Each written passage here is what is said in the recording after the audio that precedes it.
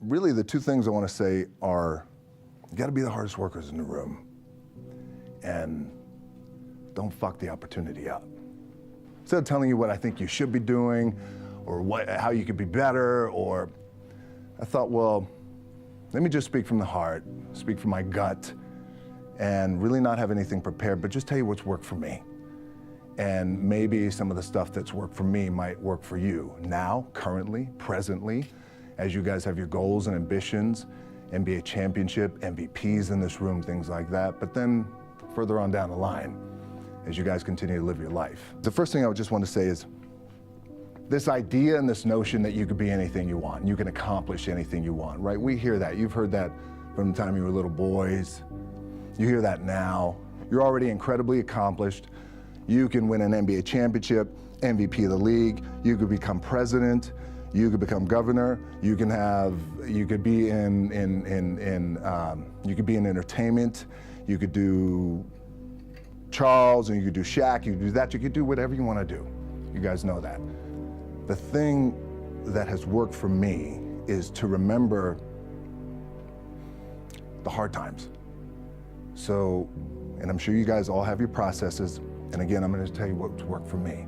So before a big movie comes out, before, back in the days when I was wrestling with WWE, a WrestleMania match, anything big that would happen, I would always take a moment, and I'd just remind myself, all right, I was evicted when I was 14. We were kicked off the island. We couldn't live in Hawaii. Had no place to live. A lot of shit happened then when I moved to Nashville. I was arrested multiple times by the time I was 16 years old. I gotta remember that. If I were playing on this team, which my skills are, what's that term? Oh, the shits. So I would never play. But before I lace up, before I get on the court, before I play in these big games, before I go to the Staples Center, where history is there, those are historic walls there at the Staples Center. I would remember that, and it allows me then to be present in the moment and understand, holy shit, the stuff I have around me right now, this is the shit that I dreamed of when I was a kid. I am here. I played for University of Miami, played with great teams. Warren Sapp, Ray Lewis, they were my teammates. They were balling.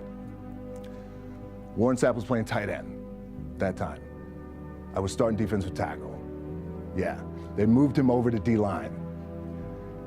And he looked at me, he's like, yo, dude, I'm gonna take your spot. I said, you ain't taking my fucking spot. He said, I'm gonna take your spot. I said, no, you ain't. We battled, and he took my spot. Now you can imagine how that fucked with me, because there goes my opportunity. He went in, switched to defensive tackle, lit the world on fire. Well, what that did, it crushed me, it crushed my dreams. I had a piss poor senior year, zero production, no NFL, no combine invite, nothing. Finally went to the CFL, Calgary Stampeders, making $250 a week Canadian. Now I had to send that shit home to my wife at that time. Had no money. So I remember that. When I got cut from Canada, I had $7 in my pocket. And I always tell that story. So now my production company is $7, advertising agency is $7, everything is $7. So I always remember that. What helps me is to keep the hard times in the front of my mind, because it allows me to go into these big moments that I've worked my ass off, and you guys have worked your ass off. It allows me to go into these big moments with a different perspective. What it also does for me, and again, this is what works for me. Like, I keep my back, excuse my language, my back is up against this motherfucker every day. It's against this fucking wall. Excuse my language, ladies in the room. But it's up against this motherfucker because it's what I believe in. And when my back is against this motherfucker, then there's nowhere to go. But that way. That's it. So I feel like this could be something, an ideology and mindset that could help you, if you look at it that way. Because you made it already. We made it. We're successful boys, and we're lucky boys to be where we're at. Oh, you guys made it. Everybody's rich in the room. Nobody's gonna get evicted anymore. Anything you got, there's no more money problems, right? You got a lot of hands out now. Hey, can I get a little bit? Can I get a little bit? Right, that happens. But when you make it, For me, I need this. I need this. So every day, my back is up against this motherfucker, and this is how I operate. Now, doesn't mean you don't smile, doesn't mean you don't laugh and joke, right? You're happy, I'm a happy guy. But when it comes to business, and when it comes to executing, it's up against this. And I gotta go that way. And I don't give a fuck who is in front of me. They're not gonna stop me. I feel like for me, it feels seamless because you prepared for so long, but it's just like you guys prepping for a game. That's the fun part. That's where it's like, fuck, it's fun, man. People are paying their hard-earned dollars to come see you. They're cheering, they're going bananas, they're booing the shit out of you or on the road. That's fun. That's what you live for. I mean, that's the juice right there. The prep is where the character is made. And I just don't mean the character I play, I mean the character in here. So for me, the prep is getting with the director, getting with the producers, getting with the writers, so in essence, it's like getting with all your coaches and your different position coaches and all the meetings that you have to have, right? So that's the work you put in.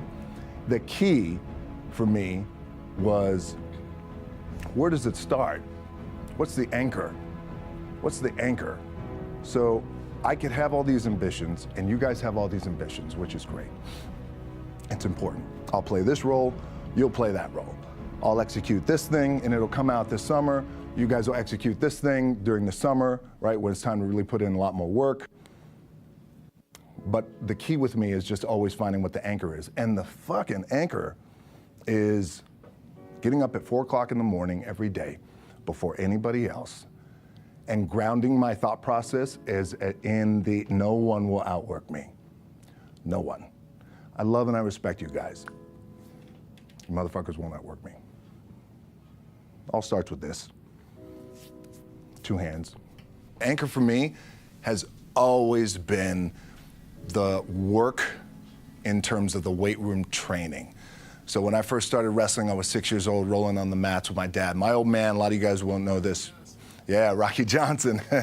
My old man was Rocky Johnson. He was the first black WWF at that time. First black WWE tag team champions with Tony Atlas back in 1983. My uncles were the Wild Samoans. I come from a long line of pro wrestlers. But before the wrestling part happened, I was just in the gym putting in the work at 6 years old, rolling around on the mats. And finally, when I could touch weights at 13, that's what I was doing. But the weight part for me and the gym part has always been, has to be the anchor. Look, boys, your body's your body, right? You're young now, you're balling, everything feels good. You have your little nicks and dings and all that shit. You're gonna have that. You're gonna have your surgeries. Hey, we all have it. But eventually, and I promise you this, the one thing that will never, ever, ever go away is you get your ass in that weight room and you put in the work. That's gonna happen when you're 30, 40, 50, 60, 70. That never goes away. You get on the court, you shoot some shots, but you're gonna wind up right back in the weight room, right? Right back in your spot. Film gives me the biggest opportunity to make the biggest impact, global impact. I don't want to make small movies. I love and respect our movie business, but I want to make big movies that do well, and when they do well, it's not the money thing, because we have money, right? Money's good. Money's good. It ebbs and flows. It's the idea that I can impact as many people as possible with a big global movie. And when the global movie is touching $1 billion, that sounds good, right? It's good for the bank account, it's good for everybody involved, everybody's getting their piece of cake, it's great. But what that does do, I know I'm impacting people around the world by giving them some good entertainment, making them feel good, leaving the theater floating. So it's the same thing, right? When you guys have this bigger goal, say for example, when you become world champions again, as polarized as the sports world is, it's a fucking incredibly inspiring thing, even if they're not fans of your team. Even if they're not fans of your team.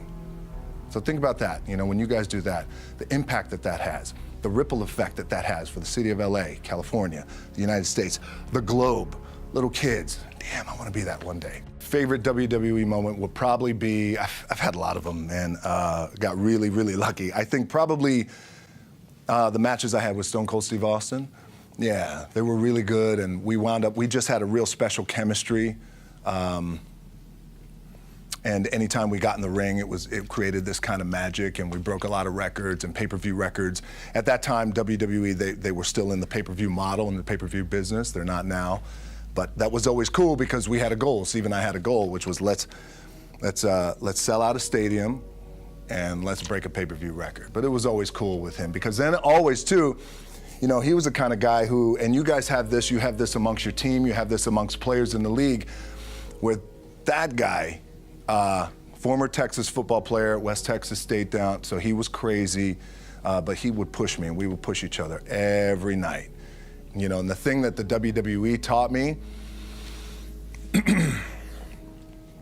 which I think you guys can take away and it can apply to a little bit of your practice and your business and your gameplay, is WWE taught me to always listen to the people. You always want to listen to the people. So when I would go out, you know, look, you go out, there's always a lot of ego, and you know, I want to do my shit, and then another wrestler would say, oh, I want to do my shit, and I want to do my finishing move, let me do my finishing move. I got to look good, I got to do all this. My last match in WWE, I'll share this with you guys too, is that, again, because there's a little bit of takeaway here from all this shit, is I wrestled John Cena, and I went in, I think it was 2013, I went in WWE champion, and we went in MetLife Stadium. We had a record-breaking attendance, which was amazing that night. We accomplished our goal. So I wrestled with John Cena. We had 45 minutes planned for the match. It's nonstop go, right? So your conditioning is tested. And at that time, I wasn't full-time in WWE. I was just doing these spot matches where I was still shooting G.I. Joe, I think, or Pain and Gain at that time. No, it was Fast and Furious 6 in London. Had to travel in the ring, get all my ring work in, travel back to shoot Fast and Furious, then back, WWE Raw, doing those shows, the big build up to WrestleMania against John. We get to MetLife Stadium, it's a big night, this is it, it's game night, right? It's championship night for me. 45-minute match planned out. There's no cut, there's no, all right, well, let's pick it back up tomorrow, you know, it's go time, it's just like you guys in a game. At the 15-minute mark, bang! I feel something pop. I'm like, boom, what the fuck? I'm laying there, and both of us are out. I said, oh, fuck, something's going on. And I stick my hand, now there's 85,000 people, right? And we're just laid out like this. I kind of roll over, I stick my hand down in my trunk just to see, I want to make sure that there was no bone sticking out. So if there's no bone sticking out, what the fuck? Something just happened. Referee comes over and he's like, Rock, you all right? I'm like, yeah, I think I'm all right. I said, fuck. I get up, I go to step, and I can't step. I can't do this. I have to use my leg like momentum. I gotta do that. So now in that moment, and you guys are gonna have these moments, you probably already had them already, where you're in the game and you're in the thick of things, and you gotta make a decision. What I gotta do? I'm gonna stay in the game, committed to the team, I committed to my team, the whole entire roster, right? And in the world of wrestling, when you have a big show like this and you have a big main event that the entire show is based around, the wrestlers will come up to the two people in the main event at some point all throughout the night in the locker room and just be like, hey, thank you for the house. I appreciate it. Thank you for the house. And what that means is, that's their way of saying thank you for helping draw 85,000 people and putting a lot of fucking money in my paycheck, in my bank account. Thank you for the house. We got a lot of thank you for the houses that night. Bang, this happens, and now I realize I can't move my leg. And I got 30 minutes left of this match. And it's not just like fucking around. I mean, these are like, we got to put on a show. There's a lot of big flying and suplexes and all that. So I could tell the ref says, are you okay? And I have one moment. In this moment, it was a defining moment. I could either tell him, no, I'm done. He'd give the signal, match is over. Or, let's keep going. And again, this is a little takeaway for you guys. If you ever have this moment, I'm sure you have. If you haven't, it's coming. We have this decision. And I said, no, let's keep going. I said, how much time is left? He's like, 32 minutes. I'm like, fuck, okay. Rest of the whole match, couldn't move, doing everything like this. I'm getting scared because I'm thinking, man, well, what happens if I pinch something or something like you know, I don't know, your mind starts fucking with you in the moment. There's 85,000 people, your adrenaline's rushing. Thinking, man, what happens if I'm gonna lose my leg or some shit like this, if I've just done something to my artery? Final move of the match is his big finishing move. And I remember, I'm getting up and I'm turning like this because I have to fall into him. He's gonna hit me with his big finisher. It's like a massive suplex where I go over his head and fucking slams me down. And I remember turning into John, and he says, and I remember thinking to myself, God, please don't let this be too bad. Just take care of me. Take care of me. Bang! I feel boom! Now I don't know what the fuck just happened. Now luckily the match is over. He pins me, 1, 2, 3. Comes in the back, I get to the back, I can't move. Now I'm getting a little nervous. And doctors come in, John comes in, you okay? He comes in, we always like to celebrate with booze. He brings like moonshine, like legit moonshine. It's like crazy white boy shit that they bring, like in a jar. This is moonshine. Hey, let's have some moonshine. It's okay. Don't know what's happening. Rush, get on a jet, rushed home to my doctor's down in Florida, and get an MRI. Find out that I have completely torn my adductor, the top of my adductor and my top of my quad off my pelvis. Yes, really, really fucked up. So it's a very long story to tell you. What I was proud of was to walk out on my own, but not only that, but in this fucking moment where the odds are against you, people are watching, your team's depending on you, you either say, I'm done, or this shit, whatever the fuck is going on, it's temporary, and it may fuck me up at some point down the road. Look, at the end of the day, like again, it's the kind of stuff that I talked about at top is I have to hold on to my dad in his pickup truck came down 4 o'clock in the morning, picked me up in Miami from Tampa. We lived in a little shitty apartment in Tampa. He drove down in his little pickup truck to Miami to get me when I was cut from the CFL. I was driving up I-75. I don't know if you guys are from Florida, any of you guys, if you know, it's I-75 is like, especially down in Florida, Alligator Alley. I'll never forget it. It's 4 o'clock in the morning. And I thought, well, fuck. I leave home like you guys left home. I'm ready to tackle the world, to get after it, achieve my dreams and goals. Fucking crushed by 22, 23 years old. Now I gotta move back in with my mom and dad. I played on great teams though. Wait a second, this is not supposed to be my future. I'm supposed to be in the NFL right now. I'm supposed to be making a lot of coin and buying my parents shit, buying me shit, taking care of my wife, but it never happened. So I pulled out my wallet, I thought, well, let me see how much money I have. I opened it up, I had a 5, a 1, and change. I'm not fucking around, and well, at least I rounded up to $7. But I thought, God, ain't this a bitch? I got $7 in my pocket. Where the fuck do I go now? What do I do? I can't go back to CFL, because you know, the point comes where you hear that voice, big run's over. Like, you're done, right? So I heard that voice. So as Coach was saying, man, I hold on to that shit. I'm telling you, my back is up against this motherfucker. We laugh, we joke, we have a good time. Press is always fun to do. Sometimes you gotta make it fun. That's another thing. You gotta do your best to make press fun if you can. But my back is still up against this motherfucker. I do not forget it. So Coach was saying, like, you're gonna go through challenging times as a team. You guys are on the come up, you're on the rise. What this also helps me do, and again, it works for me, is at some point, you gotta be fucking tired of not being number one. You have to be, and you gotta fucking play angry, and I play angry. Now, I'm cool and calm with my approach, and when I step out on my field, which is a set, or, you know, like, there's some, and you're always gonna have haters, and haters are like, well, God damn, man, how many movies are you gonna make, or how much shit are you gonna do? Like, you do a lot of shit. I say, yes, it's my ambition. Of course, why not? I could do it, yeah. I love what I do. And not only that, but in what world do we not work every day? It doesn't mean, it's just like you guys in the off season. You gotta work every fucking day. It doesn't end. My back is up against this thing, you know, and I started to play angry, by the way, and I still play angry. My last match, Brock Lesnar, transitioned, and I realized if I had to be great at something, I wanted to be great in this world of Hollywood and movie making and producing and entertainment, I had to commit. And like you guys have to commit. Obviously, you commit to something, commit to the goal. So I quietly retired. 2 years later, I thought, what the fuck did I do with my career? Because my movies were not doing well. I was written off. I was like, it was around 2006, 2007. I was like, God damn. I left, I pulled a Jim Brown.